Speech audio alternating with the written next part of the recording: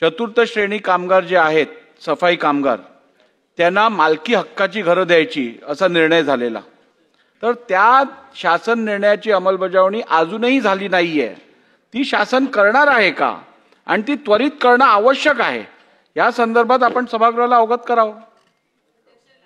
अध्यक्ष महोदय, आपण जो मुद्दा उपस्थित केलाय तो तितकाच महत्त्वाचा आहे, परंतु ह्याच्या संदर्भामध्ये आपण एक लाड समिती निर्माण केलेली होती। त्या लाड समितीने पण अतिशय चांगल्या शिफारसी केल्या आणि त्याबद्दल आता जे काही राहिलेलं आहे त्याच्यात काही प्रश्न राहिलेला असेल 1984-85 त्या काळामध्ये झालेल्या निर्णयाच्या बद्दल, तर त्याची पण अंमलबजावणी इथून पुढे फार बारकाईने केली जाईल।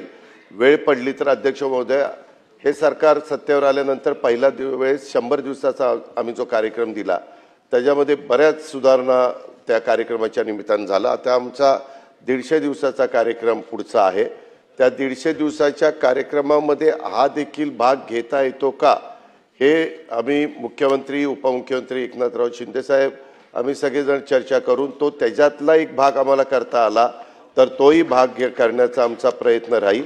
आणि आपण अध्यक्ष म्हणून मुद्दा उपस्थित केलेला आणि डॉक्टर विश्वजित कदमांनी आणि इतर मान्यवरांनी उपस्थित केलेला, अतुलजींनी बऱ्याच जणांनी केला, ह्या सगळ्याच्या संदर्भात देखील सरकार 100% सकारात्मक भूमिका घेईल।